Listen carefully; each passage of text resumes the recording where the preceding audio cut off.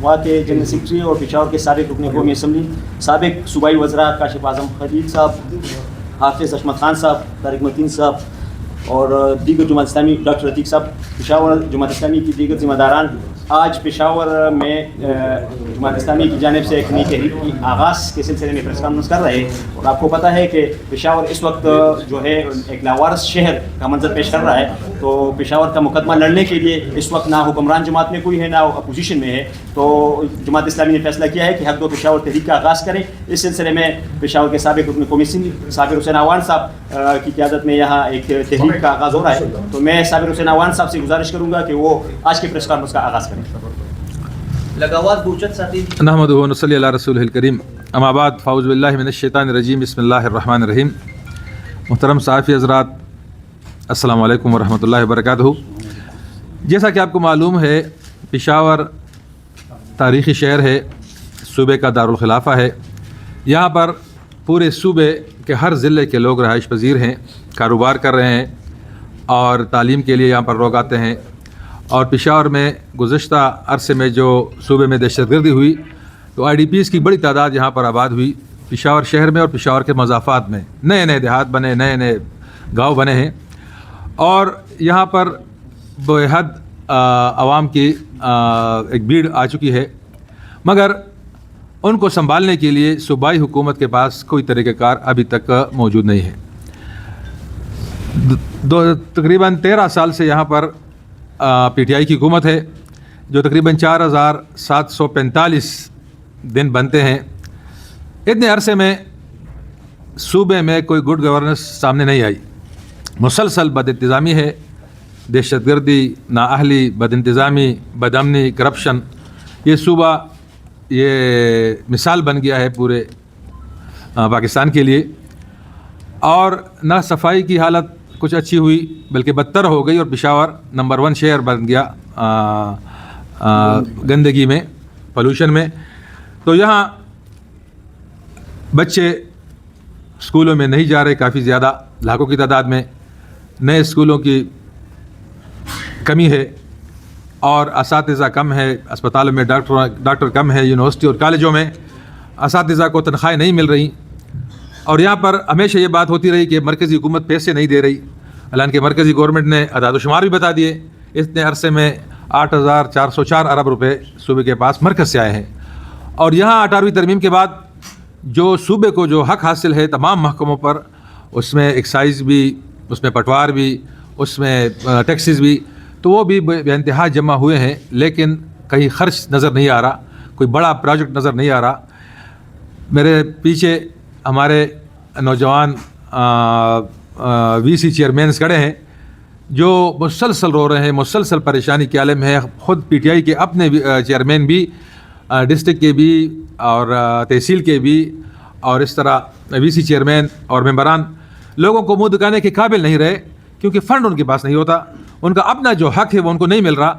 اس وجہ سے ایک پریشانی ہے، اضطراب ہے، ہر کسی میں ہے، لیکن کوئی اٹھ نہیں رہا۔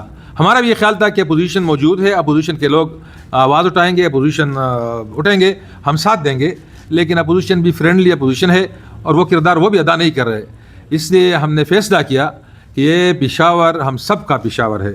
یہاں پر ہماری بدقسمتی رہی ہے کہ گزشتہ تمام 2 ادوار میں یہاں ہمارا پشاور سے کوئی وزیر اعلیٰ نہیں آیا۔ ایک دفعہ ارباب جہانگیر صاحب آئے تھے، اس کے بعد جتنے بھی وزیر اعلیٰ آئے باہر کے آئے، اور انہوں نے فنڈز کا، صوبائی فنڈز کا اتہا اے ڈی پی کا حصہ اپنے اپنے ضلعوں میں منتقل کیا، اور پشاور کو ایسے ہی چھوڑ دیا، جس کی وجہ سے یہاں پر مسائل ہی مسائل ہیں۔ میں کسی ایک محکمے کا ذکر نہیں کروں گا، کیونکہ تمام محکمے اس وقت کرپشن کی زد میں ہیں۔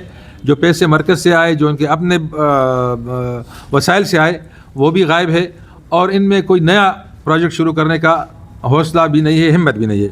ایسے حالت میں ہم ان نوجوانوں سے بھی اپیل کرتے ہیں جنہوں نے اس جذبے سے ساتھ دیا تھا کہ کوئی بڑی تبدیلی آ رہی ہے، اور تبدیلی آ گئی، کچھ بھی نہیں ہوا۔ وہ نوجوان بھی مایوسی کا شکار ہیں، وہ نوجوان بھی اپنے بڑوں سے بے حد مایوس ہیں، اور ان کے پاس بھی مسلسل جھوٹ بول کر ان کو سمجھانے کی اور ان کو ورغلانے کی کوشش کی گئی۔ اب یہ نوجوان سمجھ چکے ہیں۔ ہمارا صوبہ بہت پیچھے رہ گیا تمام صوبوں میں. اس لیے ہم نے یہ فیصلہ کیا ہے کہ ہم اس پشاور کا حق دلانے کے لیے, یہاں کا انفراسٹرکچر کو بحال کرنے کے لیے, اس پھولوں کے شہر کو دوبارہ پھولوں سے سجانے کے لیے ہم اٹھ کھڑے ہوں گے, قربانی دیں گے. اور ہم نے اس پر مسلسل کئی ماہ سے کچھ کوشش کر رہے ہیں کہ ہم اس میں وہ اعداد و شمار جمع کریں, اور جو کرپشن کے ہیں اور جو نااہلی کے ہیں. اس کے لیے ہم نے ذمہ داری دی جناب کاشف اعظم صاحب کو, جو اس تحریک کے صدر ہوں گے انشاءاللہ, حق دو پشاور کو. یہ ہمارا تحریک کا نام ہوگا, حق دو پشاور کو. کاشف اعظم صاحب سابقہ وزیر اس کے صدر ہوں گے. افتخار احمد صاحب اس کے جنرل سیکرٹری ہیں, اور ان کے ساتھ ایک پوری ٹیم پشاور کے لیے بنائی ہے. محترم حافظ عصمت صاحب بھی بیٹھے ہیں, اور طارق متین صاحب, عتیق الرحمان صاحب, اور یہ سب ساتھ انشاءاللہ اس پر کام کر رہے ہیں. تو ہم نوجوانوں سے اپیل کرتے ہیں, نوجوانوں آئیں, آپ ہمارا ساتھ دیں. ہم پشاور کا حق لینے کا عزم لیے اٹھے ہیں, آپ ہمارا ساتھ دیں اور اس تحریک میں آگے بڑھیں. دنیا بھر میں تبدیلیاں آ رہی ہیں, دنیا بھر میں نوجوان اٹھ رہے ہیں, دنیا بھر میں نوجوانوں نے صحیح قیادت کو چنا ہے. جو کرپٹ تھے, جو نااہل تھے, ان کو دور پھینکا ہے, اور ان کو خود بھی مارا پیٹا ہے, اور حکومتوں کے حوالے بھی کیا گیا ہے.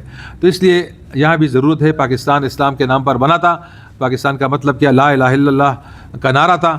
اس میں کچھ نہیں ہوا. ہم انشاءاللہ وہ نعرہ بھی لگائیں گے, اور اس نعرے کا نفاذ بھی کریں گے. اور یہاں کے نوجوان جو مایوس ہو کر بیرون ملک جا رہے ہیں, اور راستے میں قتل ہو رہے ہیں اور شہید ہو رہے ہیں, ان نوجوانوں کو ہم سہارا دیں گے. حافظ نعیم الرحمان صاحب نے جو تحریک پورے پاکستان کے لیے شروع کی ہے, اس میں نوجوانوں کے لیے امید ہے, اس میں نوجوانوں کا مستقبل بہتر ہوگا, اس میں نوجوان انشاءاللہ آگے بڑھیں گے. اس سلسلے میں ہم نے NC اور VC کی سطح پر تقریباً 250 کمیٹیاں قائم کی ہیں, اور اس میں تقریباً 2500 ممبران کی رجسٹریشن بھی مکمل ہو چکی ہے. مزید اس پر کام جاری ہے, اور انشاءاللہ 500 کمیٹیاں انشاءاللہ مزید انشاءاللہ 500 کی تعداد تک ایک کمیٹیاں بنائیں گے. ڈیجیٹل سیل بھی قائم کیا ہے, اس میں بھی انشاءاللہ کام کر رہے ہیں, اور اس میں ڈیٹا سارا جمع کر رہے ہیں. ایک ریسرچ ٹیم بھی بنائی ہے, تاکہ وہ ریسرچ کر کے تمام معاملات کو بالکل ایکوریٹ سامنے لائیں, اور ہم اس پر انشاءاللہ جو بات کہیں اس پر اس کو ثابت بھی کر سکے. اس طرح 18 جنوری کو انشاءاللہ ایک بڑا ایونٹ بھی کریں گے, ایک کنونشن کریں گے, اور ایک لائن آف ایکشن کا اعلان کریں گے اس میں. تو یہ ہمارا ایک پلان ہے جس پر ہم کام کر رہے ہیں, اور انشاءاللہ آپ حضرات سے بھی جو ہمیں اس سلسلے میں تعاون ملے گا, وہ بھی انشاءاللہ اس کو بھی اٹھائیں گے, اور اس ملک کو, اور اس صوبے کو, اور اس پشاور کو انشاءاللہ خوشیوں کا اور نوجوانوں کے لیے امید کا پشاور بنائیں گے. انشاءاللہ یہ عزم لیے ہم اٹھے ہیں. اس میں انشاءاللہ کاشف اعظم صاحب بھی کچھ بات رکھیں گے, حافظ عصمت صاحب بھی کچھ بات رکھیں گے انشاءاللہ, اور آپ کے تعاون کے لیے اور آپ کے اس پشاور کو بنانے کے لیے ہم منتظر رہیں گے. شکریہ. میں ایک دو باتیں کرنے پھر آپ پوچھ لیں, تھوڑا تحریک کے بعد 2 منٹ لوں گا. ٹھیک ہے, شکریہ. بسم اللہ الرحمن الرحیم. اب سب ساتھیوں کا شکریہ. میں مختصر سی بات کروں گا. پشاور کی اہمیت ہم سب کو پتہ ہے. یہ ایک منی خیبر پختونخوا ہے. یہ شہر کسی کا بھی نہیں, اور یہ شہر سب کا ہے. چاہے وہ دیر کے پہاڑوں میں رہتا ہے, یا وزیرستان میں رہتا ہے, یا اس کا تعلق سوابی سے, اس خطے میں جہاں سے بھی اس کا تعلق ہے, اس کا کوئی نہ کوئی یا تعلیمی سلسلے میں یا دوسرے سلسلے میں پشاور سے اس کا تعلق رہا ہوگا. جیسے صابر صاحب نے بتایا کہ یہاں 4745 دنوں سے پاکستان تحریک انصاف کی حکومت ہے. 13 سال ہو گئے ہیں, اور جو ابھی آپ کے سامنے اعداد و شمار آئے کہ 8404 ارب روپے مرکز نے ان کو ادا کیے. اس میں نہ فارن لون شامل ہیں جو ہمارے صوبے نے لیے, نہ ہماری اپنی آمدن شامل ہے. اگر اس کو ہم حساب لگائیں تو یہ 1.6 ارب روپے دن کا آتا ہے. میں آپ سے اور آپ کے ذریعے تمام عوام سے پوچھتا ہوں کہ اپنے ارد گرد جائزہ لیں. کیا یہ 1.6 ارب روپے روزانہ جو صوبائی حکومت کو وصول ہوئے ہیں, کہ وہ آپ کے محلے پہ, آپ کے تعلیمی اداروں پہ, آپ کے اسپتالوں پہ کہیں آپ کو نظر آ رہے ہیں؟ اگر آبادی کی 36 اضلاع پہ آپ اس کو تقسیم کریں تو 233 ارب روپے ہر ضلع کے حصے میں آ رہے ہیں. لیکن اگر آپ آبادی کے حساب سے اس کو تقسیم کریں, کیونکہ پشاور سب سے بڑا شہر ہے اس خیبر پختونخوا کا, تو یہ 1000 بلین روپے بنتے ہیں.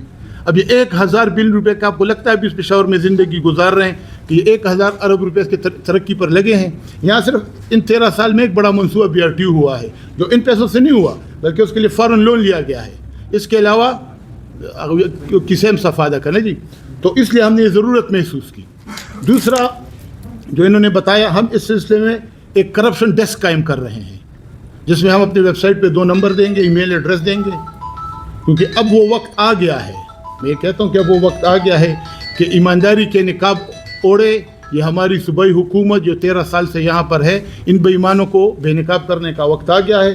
ہم انشاءاللہ اپنے اس پیسے کو بھی، میرے اور آپ کے جو 8,404 ارب روپے ہیں، اس کو بھی اور آنے والے پیسوں کو بھی انشاءاللہ ہم ٹریک بھی کریں گے اور ٹریس بھی کریں گے.